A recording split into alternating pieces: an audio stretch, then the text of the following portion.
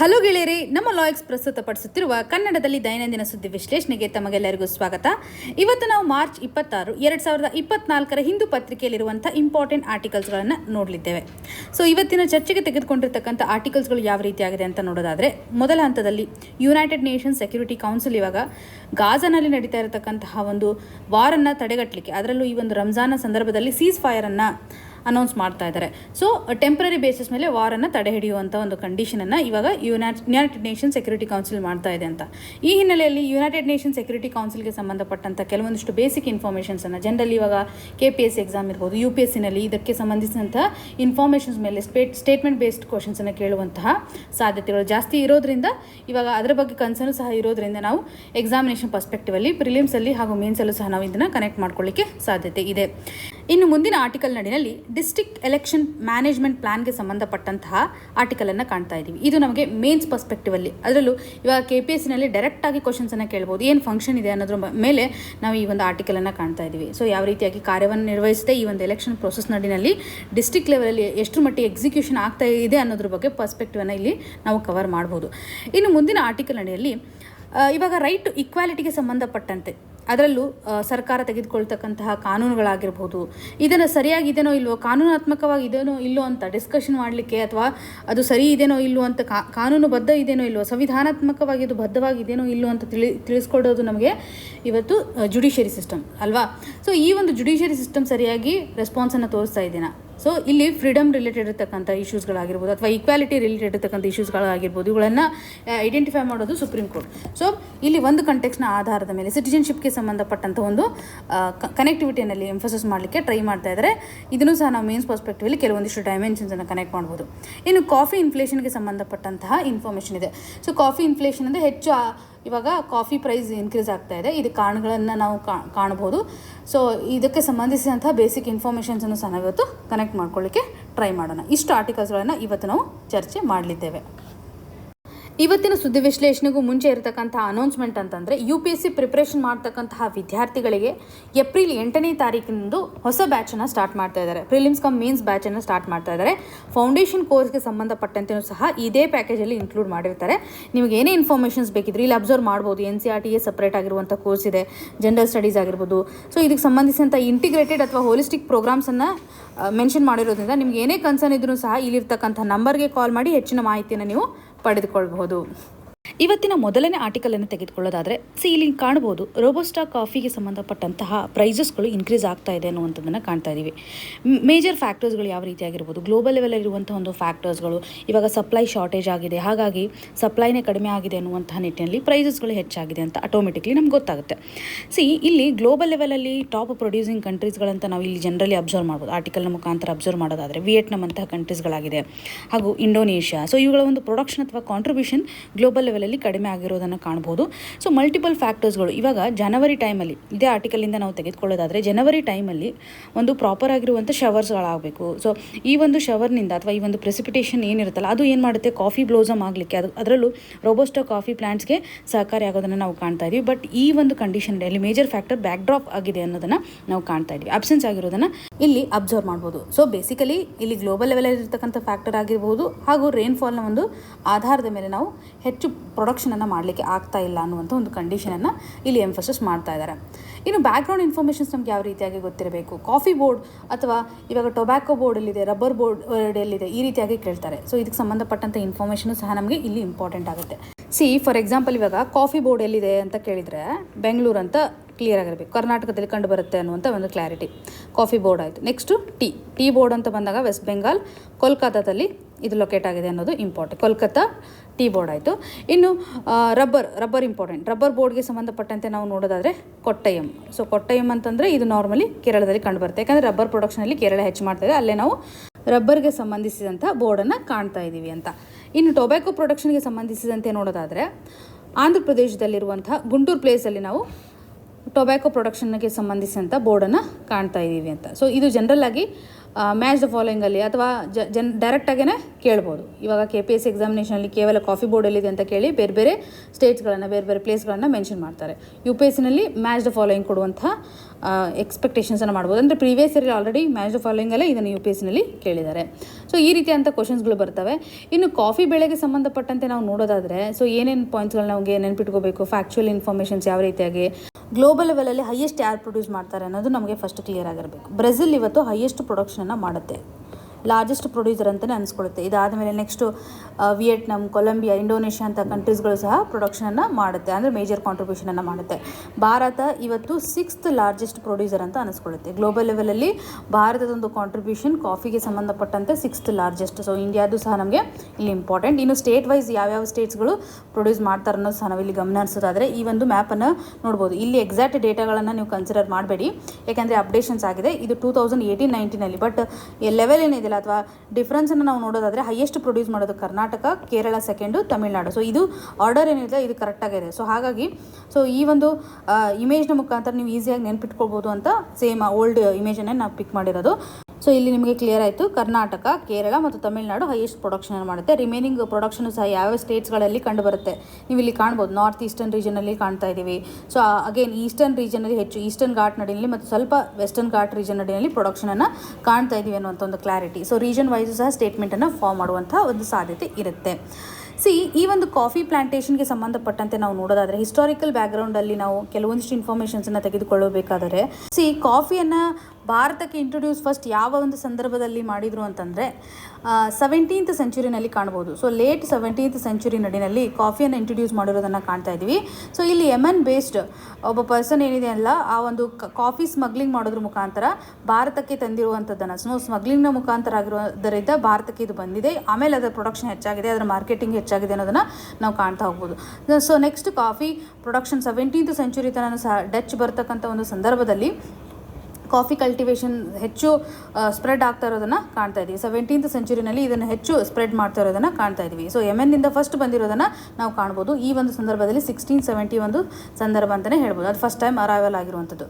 ಇನ್ನು ಕಲ್ಟಿವೇಷನ್ ಬಯೋಡೈವರ್ಸಿಟಿಗೆ ಸಂಬಂಧಪಟ್ಟಂತೆ ನಾವು ನೋಡೋದಾದರೆ ಸೊ ಇಲ್ಲಿ ಥಿಕ್ ನ್ಯಾಚುರಲ್ ಶೇಡ್ ಇರಬೇಕು. ಸೊ ಶೇಡ್ ಯಾವ ಏರಿಯಾದಲ್ಲಿ ಇರುತ್ತೆ ಅಲ್ಲಿ ನಾವು ಕಾಫಿ ಪ್ಲಾಂಟೇಷನ್ಸನ್ನು ಮಾಡಲಿಕ್ಕೆ ಸರಿ ಹೋಗುತ್ತೆ. ಇವಾಗ ನಾವು ಅಬ್ಸರ್ವ್ ಮಾಡಿರೋ ಪ್ರಕಾರ ವೆಸ್ಟರ್ನ್ ಘಾಟ್ ಮತ್ತು ಈಸ್ಟರ್ನ್ ಘಾಟ್ ನಡಿನಲ್ಲಿ ಶೇಡ್ ಏರಿಯಾಗಳು ಜಾಸ್ತಿ ಇರೋದ್ರಿಂದ ಕಾಫಿಯನ್ನು ಅಲ್ಲಿ ನಾವು ಪ್ರೊಡಕ್ಷನ್ ಮಾಡಲಿಕ್ಕೆ ಸಾಧ್ಯತೆ ಇದೆ. ಬಯೋಡೈವರ್ಸಿಟಿ ಹಾಟ್ಸ್ಪಾಟ್ ನಡಿನಲ್ಲೇ ಈ ಒಂದು ಕಾಫಿಗಳ ಬೆಳವಣಿಗೆಯನ್ನು ನಾವು ಕಾಣ್ತಾ ಇದ್ದೀವಿ.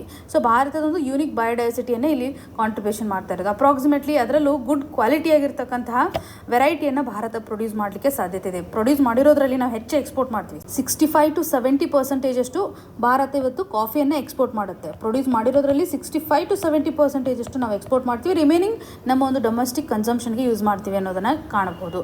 ಇನ್ನು ಕ್ಲೈಮೆಟಿಕ್ ಫ್ಯಾಕ್ಟರ್ಸ್ಗಳು ಯಾವ ರೀತಿಯಾಗಿದೆ, ಹಾಟ್ ಆ್ಯಂಡ್ ಹ್ಯೂಮಿಡ್ ಕ್ಲೈಮೇಟ್ ನಡಿನಲ್ಲಿ ನಾವು ಇದನ್ನು ಗ್ರೋ ಮಾಡ್ತೀವಿ. ಸೊ ಇದು important. Hot and humid climate ಅಂತ ನಾವು ಇಲ್ಲಿ ಕನ್ಸಿಡರ್ ಮಾಡ್ಬೋದು. ಟೆಂಪ್ರೇಚರ್ ಎಷ್ಟಿರಬೇಕು, ಸೊ ಈ ಒಂದು temperature 15 degree Celsius to 27-28 degree Celsius ಅಷ್ಟು ಇರಬೇಕು.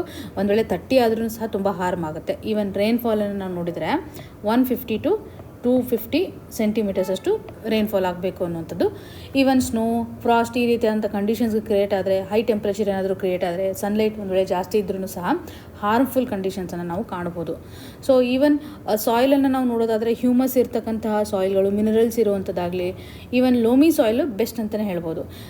ಈವನ್ ರೆಡ್ ಅರ್ತ್ ಇರತಕ್ಕಂಥ ಒಂದು ಅಂದರೆ ಕೆಂಪು ಮಣ್ಣನ್ನು ಹೊಂದಿರತಕ್ಕಂಥ ಏರಿಯಾನಲ್ಲೂ ಸಹ ಇದನ್ನು ಹೆಚ್ಚು ಬೆಳೀತಾರೆ. ಲೋಮಿ ಸಾಯಿಲು ಸೂಟೇಬಲ್ ಸಾಯಿಲ್ ಅನ್ನುವಂಥದ್ದಾಗಿ ನಾವಿಲ್ಲಿ ಕಾಣ್ತಾ ಇದ್ದೀವಿ. ಇಲ್ಲಿ ಜಿಯೋಗ್ರಫಿಕಲ್ ಡಿಸ್ಟ್ರಿಬ್ಯೂಷನ್ಸನ್ನು ನಾವು ಗಮನ ಹರಿಸೋದಾದರೆ ನೀವು ಇಲ್ಲಿ ಅಬ್ಸರ್ವ್ ಮಾಡ್ಬೋದು. ಕರ್ನಾಟಕ, ಕೇರಳ, ತಮಿಳುನಾಡು ಅಂತಹ ಸ್ಟೇಟ್ಸ್ಗಳಲ್ಲಿ ಇದನ್ನು ಬೆಳೀತಾರೆ.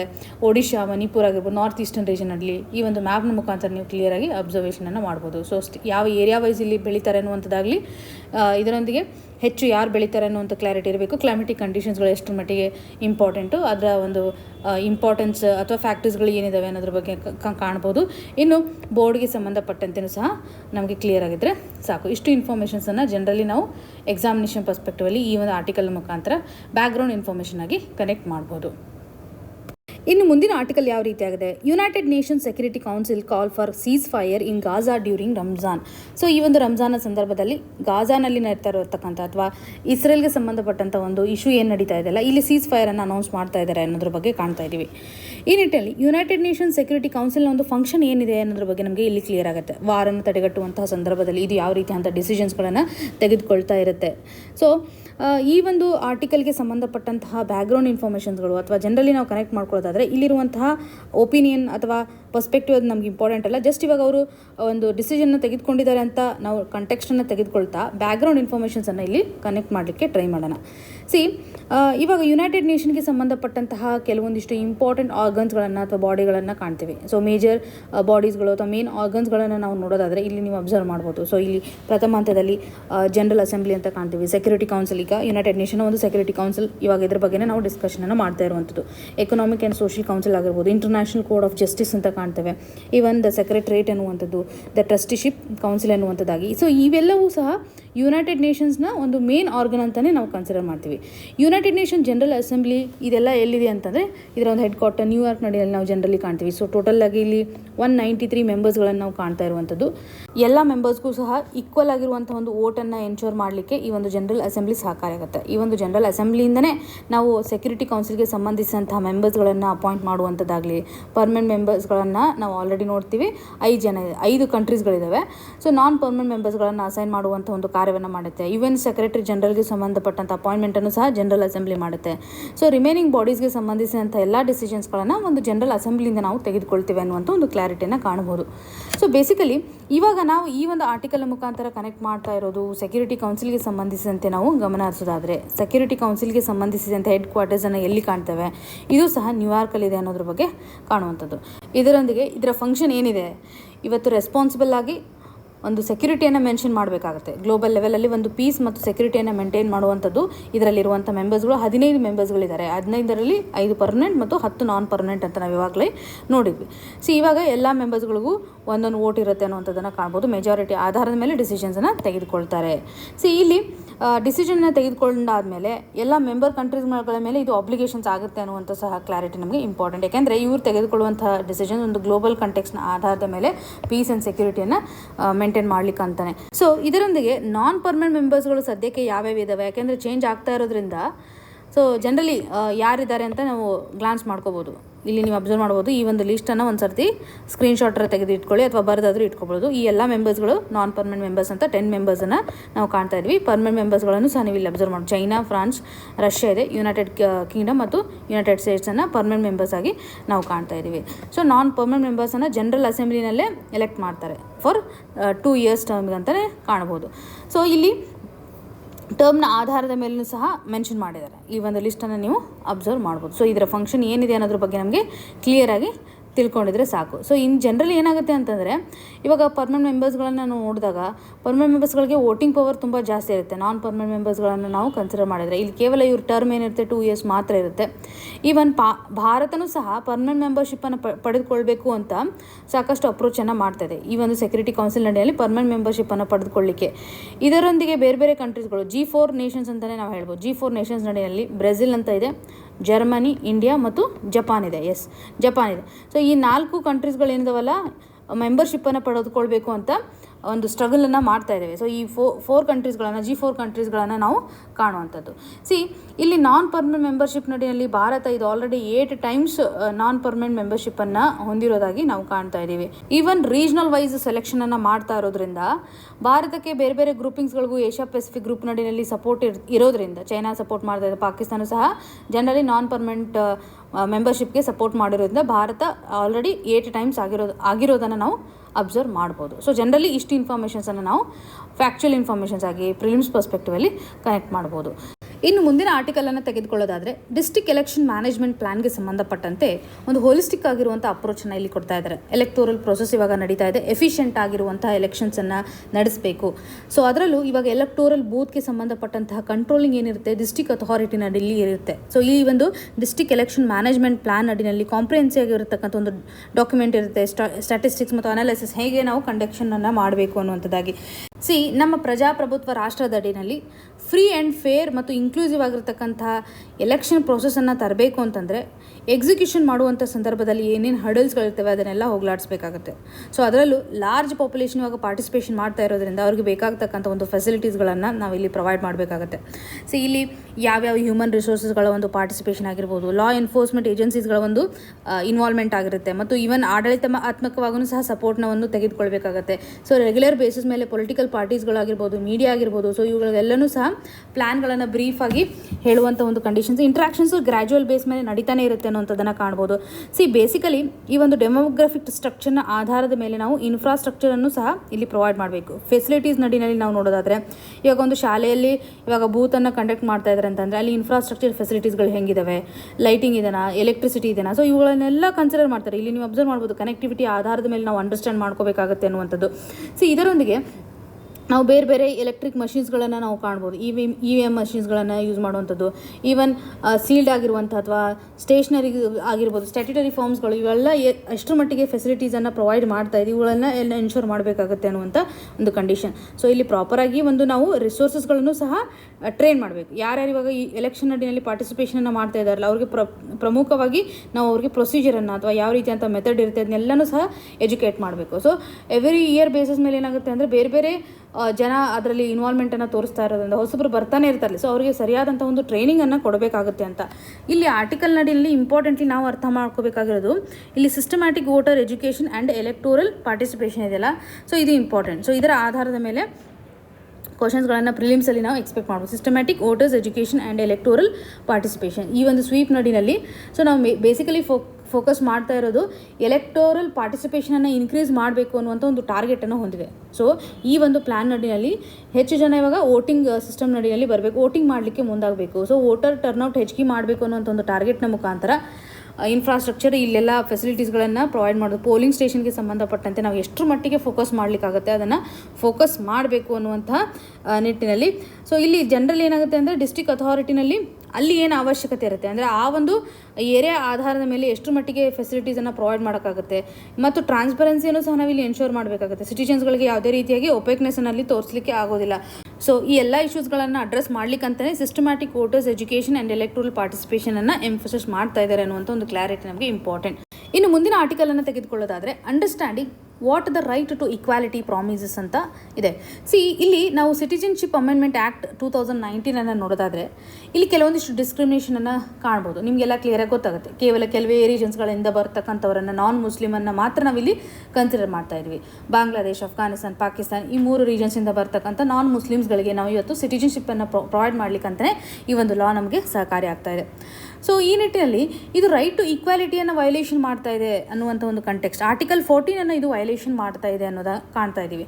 ಸೊ ಇವಾಗ ಸುಪ್ರೀಂ ಕೋರ್ಟ್ ಇರ್ಬೋದು ಅಥವಾ ಜುಡಿಷರಿಗೆ ಒಂದು ಅಪಾರ್ಚುನಿಟಿಯನ್ನು ಕ್ರಿಯೇಟ್ ಮಾಡಿದೆ. ಇವರು ಎನ್ಶೋರ್ ಮಾಡಬೇಕಾಗಿದೆ ರೈಟ್ ಟು ಈಕ್ವಾಲಿಟಿ ಅಂತಂದ್ರೆ ಫಂಡಮೆಂಟಲಿ ಇವರು ರೀಶೇಪ್ ಮಾಡೋದ್ರಲ್ಲಿ ಎಷ್ಟು ಮಟ್ಟಿಗೆ ಮುಂದಾಗ್ತಾ ಇದ್ದಾರೆ. ಸಿಟಿಜನ್ಶಿಪ್ ಲಾಗೆ ಸಂಬಂಧಪಟ್ಟಂತೆ ಏನು ರೆಸ್ಪಾನ್ಸನ್ನು ಕೊಡ್ತಾರೆ, ಇವಾಗ ನಿಜವಾಗ್ಲೂ ಅವರು ಸಂವಿಧಾನಾತ್ಮಕವಾಗಿರ್ತಕ್ಕಂಥ ಈಕ್ವಾಲಿಟಿಯನ್ನು ಎನ್ಶೋರ್ ಮಾಡಲಿಕ್ಕೆ ಮುಂದಾಗ್ತಾ ಇದ್ದಾರಾ ಅನ್ನುವಂಥ ಒಂದು ಕಂಟೆಕ್ಸ್ಟನ್ನು ಇಲ್ಲಿ ಅಬ್ಸರ್ವ್ ಮಾಡ್ಬೋದು. ಸೊ ಇಲ್ಲಿ ರೀಸನೇಬಲ್ ಕ್ಲಾಸಿಫಿಕೇಷನ್ ಅನ್ನುವಂಥ ಒಂದು ಟರ್ಮನ್ನು ಯೂಸ್ ಮಾಡ್ತಾ ಇದೆ, ರೀಸನೇಬಲ್ ಕ್ಲಾಸಿಫಿಕೇಷನ್.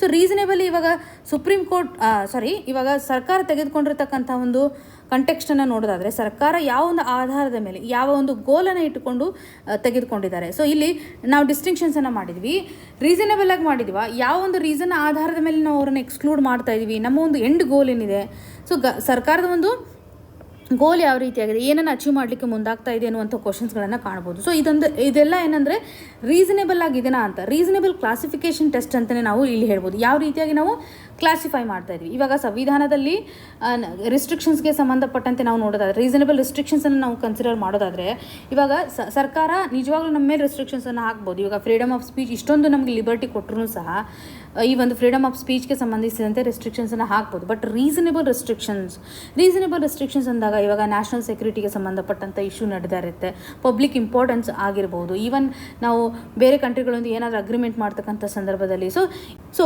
ಇವುಗಳಿಂದ ನಮ್ಗೆ ಅರ್ಥ ಆಗುತ್ತೆ ರೀಸನೇಬಲ್ ಆಗಿ ಇವತ್ತು ಸರ್ಕಾರ ನಮ್ಮ ಮೇಲೆ ರೆಸ್ಟ್ರಿಕ್ಷನ್ಸ್ಗಳನ್ನು ಹಾಕ್ಬೋದು, ನಮ್ಮ ಮೂಲಭೂತ ಹಕ್ಕುಗಳ ಮೇಲೆ ರೆಸ್ಟ್ರಿಕ್ಷನ್ಸ್ಗಳನ್ನು ಹಾಕ್ಬೋದು. ಇದರಿಂದ ನಮ್ಗೆ ಗೊತ್ತಾಗುತ್ತೆ ಮೂಲಭೂತ ಹಕ್ಕುಗಳು ಅಬ್ಸಲ್ಯೂಟ್ ಅಲ್ಲ, they are subjected to reasonable restrictions. ಇದರೊಂದಿಗೆ ಆಥರ್ ಅವರು ಎಂಫೋಸಿಸ್ ಮಾಡೋ ಪ್ರಕಾರ ಇಲ್ಲೊಂದು ಕೇಸನ್ನು ಮೆನ್ಷನ್ ಮಾಡಿದ್ದಾರೆ. ಈ ಒಂದು ಕೇಸು ಸಹ ಸಪೋರ್ಟ್ ಮಾಡೋದ್ರ ಮುಖಾಂತರ.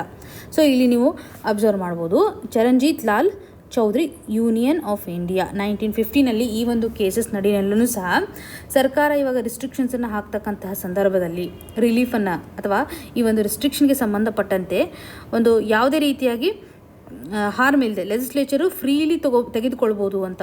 ಸೊ ಅದರ ಆಧಾರದ ಮೇಲೆ ಅವ್ರಿಗೊಂದು ಹೆಚ್ಚು ಲಿಬರ್ಟಿ ಸಿಕ್ಕಿದೆ ಅನ್ನೋದ್ರ ಬಗ್ಗೆಯೂ ಸಹ ಒಂದು ಕಾಣ್ಬೋದು. ಅಂದರೆ ಈ ಒಂದು ಸ್ಟ್ಯಾಂಡರ್ಡ್ನ ಆಧಾರದ ಮೇಲೂ ಸಹ ಸೊ ಕೋರ್ಟ್ ಡಿಕ್ಲೇರ್ ಮಾಡಿರೋ ಪ್ರಕಾರ ಎಸ್ ಲೆಜಿಸ್ಲೇಚರು ಮಾಡ್ಬೋದು ಅಂತ. ಅಂದರೆ ಇವಾಗ ಜುಡಿಷರಿನೇ ಈಕ್ವಾಲಿಟಿಯನ್ನು ಎನ್ಶೋರ್ ಮಾಡಬೇಕು, ಬಟ್ ಸರ್ಕಾರ ತೆಗೆದುಕೊಳ್ಳುವಂತಹ ಈ ಒಂದು ರಿಸ್ಟ್ರಿಕ್ಷನ್ಗೆ ಸಪೋರ್ಟ್ ಮಾಡುವಂಥ ಒಂದು ಕೇಸನ್ನು ಸಹ ನಾವಿಲ್ಲಿ ಕಾಣ್ತಾ ಇದ್ದೀವಿ. ಸೊ ಇಲ್ಲಿ ಆ ಥರವರ ಒಂದು ಕ್ವಶನ್ ಜುಡಿಷರಿ ಸಿಸ್ಟಮ್ ಮೇಲೂ ಸಹ ಮಾಡ್ತಾ ಇದ್ದಾರೆ ಅನ್ನುವಂಥ ಒಂದು ಕ್ಲಾರಿಟಿಯನ್ನು ನಾವು ಇಲ್ಲಿ ತೆಗೆದುಕೊಳ್ಬೋದು.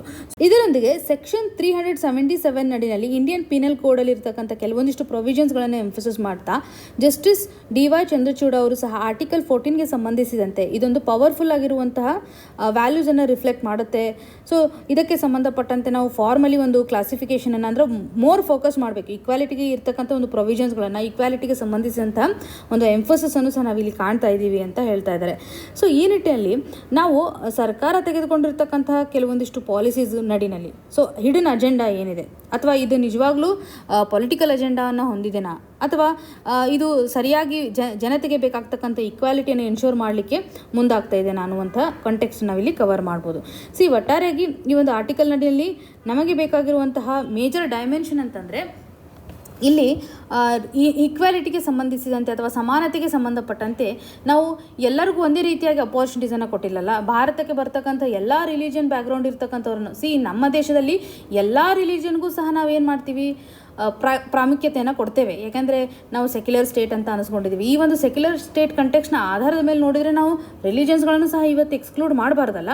ಸೊ ಇದಕ್ಕೆ ಸಂಬಂಧಿಸಿದಂತೆ ಸುಪ್ರೀಂ ಕೋರ್ಟ್ ಇವಾಗ ಜಜ್ಮೆಂಟನ್ನು ಕಂಪ್ಲೀಟಾಗಿ ಕೊಟ್ಟಿಲ್ಲ. ಅಂದರೆ ಇನ್ನೂ ಸಾಕಷ್ಟು ಪಿಟಿಷನ್ಸ್ಗಳನ್ನು ನಾವಿಲ್ಲಿ ಕಾಣ್ತಾ ಇದ್ದೀವಿ. ಸೊ ಏನು ಡಿಸಿಷನ್ಸನ್ನು ತೆಗೆದುಕೊಳ್ಳುತ್ತೆ ಅನ್ನುವಂಥ ನಿಟ್ಟಿನಲ್ಲಿ ಕೆಲವೊಂದಿಷ್ಟು ಪರ್ಸ್ಪೆಕ್ಟಿವನ್ನು ಇಲ್ಲಿ ಎಂಫೋಸಿಸ್ ಮಾಡ್ತಾ ಇದ್ದಾರೆ. ಸೊ ಇಷ್ಟು ಇನ್ಫಾರ್ಮೇಷನ್ಸನ್ನು ಈ ಒಂದು ಆರ್ಟಿಕಲ್ಗೆ ಸಂಬಂಧಪಟ್ಟಂತೆ ಬೇಸಿಕಲಿ ಇವರು ಜುಡಿಷಿಯಲ್ ಎಂಗೇಜ್ಮೆಂಟ್ಗೆ ಸಂಬಂಧಿಸಿದಂತೆ ಪ್ರಾಶಸ್ತ್ಯತೆಯನ್ನು ಕೊಡಬೇಕು ಅನ್ನೋದ್ರ ಬಗ್ಗೆ ಇಲ್ಲಿ ಹೇಳ್ತಾ ಇದ್ದಾರೆ. ಸೊ ಮೇನ್ಸ್ ಪರ್ಸ್ಪೆಕ್ಟಿವಲ್ಲಿ ಬೇಕಾಗಿರುವಂತಹ ಕೆಲವೊಂದಿಷ್ಟು ಡೈಮೆನ್ಷನ್ಸನ್ನು ಇಲ್ಲಿ ನಾವು ಕನೆಕ್ಟ್ ಮಾಡ್ಕೊಳ್ಳಿಕ್ಕೆ ಸಾಧ್ಯತೆ ಇದೆ. ಇವತ್ತಿನ question of the day section ಅಡಿಯಲ್ಲಿ ಕೊಟ್ಟಿರುವಂತಹ 4 ಮ್ಯಾಚಸಲ್ಲಿ ಯಾವುದು ಸರಿಯಾಗಿದೆ ಅನ್ನೋದ್ರ ಬಗ್ಗೆ ಕೇಳಿದ್ದಾರೆ. ಮ್ಯಾಚ್ ದ ಫಾಲೋಯಿಂಗ್ ಅಲ್ಲ ಇದು. ಸೊ ಯಾವುದು ಸರಿಯಾಗಿದೆ ಅನ್ನೋದ್ರ ಬಗ್ಗೆ ಹೇಳಬೇಕು, ಯಾವ ಪೇರ್ ಸರಿಯಾಗಿ ಇಲ್ಲಿ ಹೇಳ್ತಾ ಇದೆ ಅಂತ. So part 2 of the constitution ಎದ್ರ ಬಗ್ಗೆ ಹೇಳುತ್ತೆ, ಪಾರ್ಟ್ 3 ಆಗಿರ್ಬೋದು, ಪಾರ್ಟ್ 4A ಆಗಿರ್ಬೋದು, ಇನ್ನು ಪಾರ್ಟ್ 5. ಸೊ ಇವುಗಳ ಒಂದು ರಿಫ್ಲೆಕ್ಷನ್ಸನ್ನು ನಾವಿಲ್ಲಿ ಅಬ್ಸರ್ವ್ ಮಾಡ್ಬೋದು. ಈವನ್ ನಿಮಗೆ ಕ್ರಾಸ್ ಏನಾದರೂ ಗೊತ್ತಿದ್ರೆ ಅಥವಾ ಈ ಒಂದು ಪಾರ್ಟ್ಗೆ ಕೆಲವೊಂದಿಷ್ಟು 2-3 ಇನ್ಫಾರ್ಮೇಷನ್ಸ್ ಗೊತ್ತಿದ್ರೆ ಕ್ರಾಸ್ ಕನೆಕ್ಷನ್ ಮುಖಾಂತರ ಎಲಿಮಿನೇಷನನ್ನು ಮಾಡ್ಬೋದು. ಸರಿಯಾದ ಉತ್ತರವನ್ನು ಕಮೆಂಟ್ ಸೆಕ್ಷನಲ್ಲಿ ಮೆನ್ಷನ್ ಮಾಡಿ.